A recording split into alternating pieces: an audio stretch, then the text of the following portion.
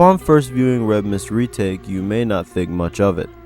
After all, this story has been done several times before. However, as you continue through the episode, you'll begin to realize that this video is far removed from any similar ones you've seen before. Unlike the original, there's an air of unnerving beauty that surrounds this creation. Allow me to explain exactly what I mean.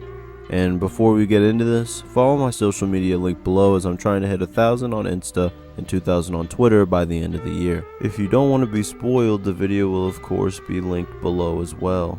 Thank you for watching and let's go. Vibingleaf is a YouTuber that's been making content for a little over a year. In the beginning, they made animations of Minecraft and other things, but they had a clear shift in direction with a 3-second video called Another Footage of the Backrooms. Ever since then, all of their videos were focused around horror. One of the first series that got them attention, in fact, was also a remake of a popular story.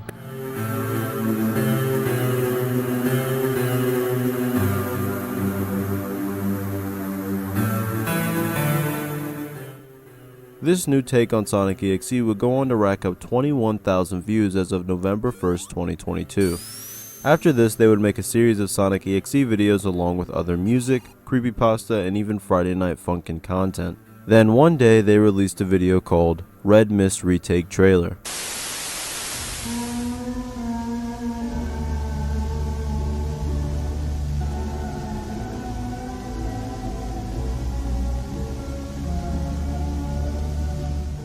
Although it only shows Squidward lying in his bed, many of you will already know what story this video is about.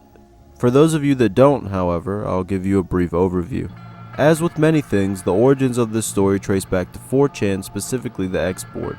On either October 4th or April 10th of 2006, I have no idea which day format this is, an anonymous user would post the entire Squidward creepypasta. This story would detail the experience of a former Nickelodeon intern who would witness an alleged lost episode about Squidward's, more self-destructive tendencies. Over the course of the episode, Squidward would prepare for and play a concert, only to be met with boos from a bunch of fish with hyper-realistic eyes. As far as I know, this story is one of, if not the first creepypasta to popularize the use of hyper-realism, a common cliche nowadays. Eventually, Squidward would go home, and after a lot of strange audio and very unsavory pictures being shown, go read the story if you want to know the specifics, okay? A voice would tell Squidward to do it, and he would. Eventually, the file of the episode was investigated, and it was found that the episode was edited over only 24 seconds before it arrived in the viewing room. All evidence tying to the video and its creation was conveniently unexplainable, and that's it. A great story for its time, and one that went on to influence the majority if not all lost episode creepypasta.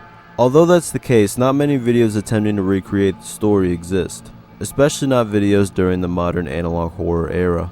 That of course brings us back to Red Mist Retake.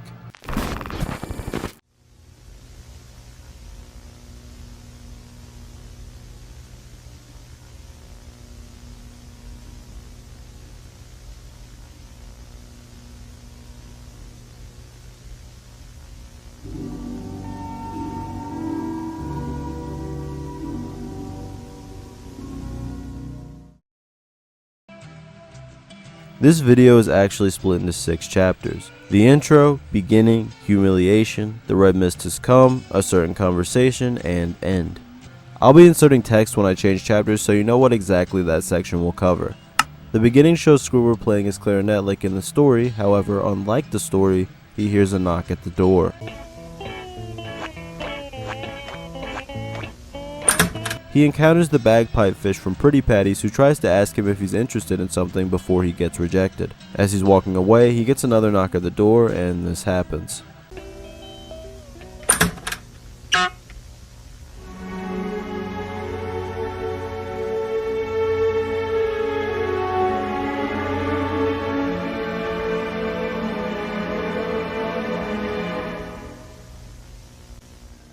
Did you notice something? Red mist is actually being mentioned in this episode. Not only that, but did you notice something about the fish's eyes? They have a very realistic look. One could even say hyper-realistic. Red mist is something that is actively affecting the fish in a very negative way. Now we have an initial reason to feel like something bad may happen later on. Another reason to dread.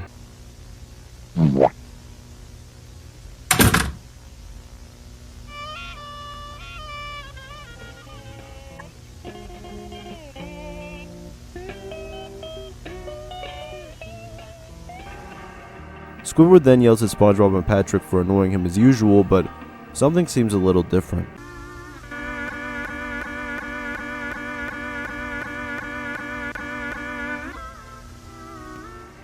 In my opinion, this is the beginning of Red Mist corruption. It's strange that nobody seems to notice it, even though the bagpipe fish clearly did earlier, but later it'll make more sense that I have this opinion.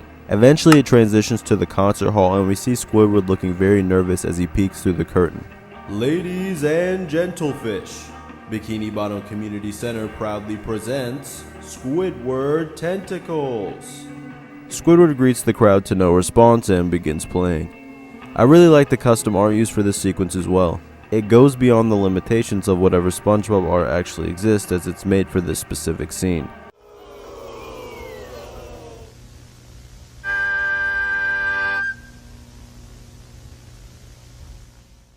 This sequence of the background fading out behind Squidward is a great visualization of his declining mental state. In my opinion, it also shows how alone he feels, as nobody even cared about his performance at all, choosing to boo him and walk out instead of sitting through it and being polite. We then transition to Squidward sadly walking home and getting right into bed, humiliated and dejected. Well, maybe he can just sleep it off. This establishing shot really fills the watcher with a sense of dread. It seems that red mist has engulfed the whole neighborhood, if not more. Squidward lays in bed with his eyes wide open as a red beam of light shines into his room. He notices something beside the window and walks over to it with a smile on his face. It shows him an incomprehensible mess with the number 1 in the bottom left corner. This immediately causes Squidward to tear up. Another heavily censored image flashes onto the screen, also containing the number 1. It seems to be a victim sketch of some sort, which makes sense if you've read the story. This presentation is also really good, with the mist presumably showing Squidward these images in order to break his mind down even further so that they'd have a logical place in the episode, instead of them just popping up quickly for shock value. Squidward now has his head in his hands as the background begins to distort and fade.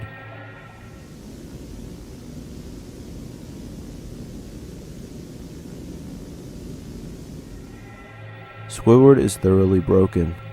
Now it all makes sense. It wasn't his life or even the concert disaster that's pushing him past the point of no return. It's the mist. He stares into the darkness before he sees some type of figure pop up. He begins to scream and attempts to crawl away backwards as we see the figure again up close. To me, it kind of looks like a horrifically distorted version of Squidward, but I'm not sure. Whatever it is, entities being brought forth by the mist only makes it even more terrifying. Squidward distorts as an image accompanied with the number 2 appears on screen. Squidward sits there terrified as the figure gets closer.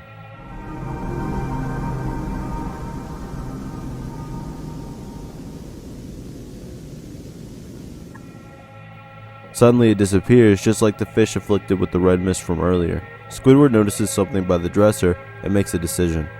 An image accompanied with the number 3 appears now.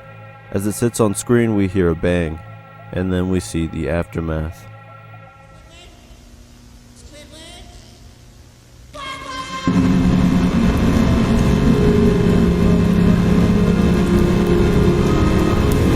First of all, this likely means that SpongeBob was the one to discover Squidward, which makes a lot of sense since he barges into his house all the time anyway.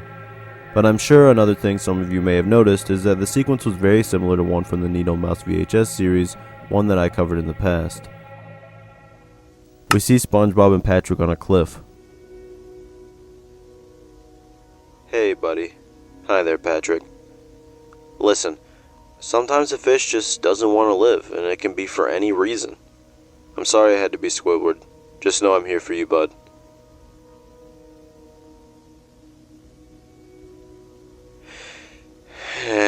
Thank you, Patrick. You know, I really appreciate being your friend, and I never want to lose you. I wish I could have said this to Squidward too, let alone have been a better friend. I get you, buddy. I get you.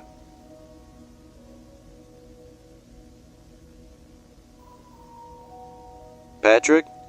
Huh? You know, I'm keeping this conversation for a long time.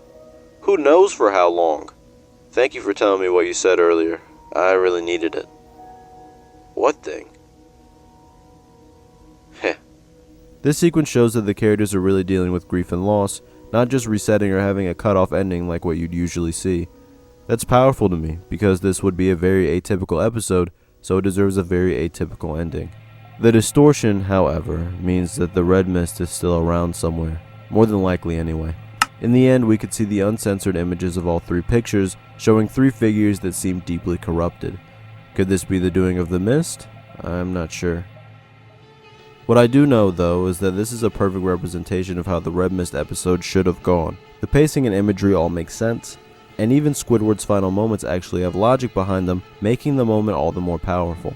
In the end, that's why this video has such an uncanny beauty, because of how it was put together, and because of the bittersweet conversation that SpongeBob and Patrick ended on. Even though I just spoiled the entire episode, I strongly recommend that you check out the video. You won't regret it.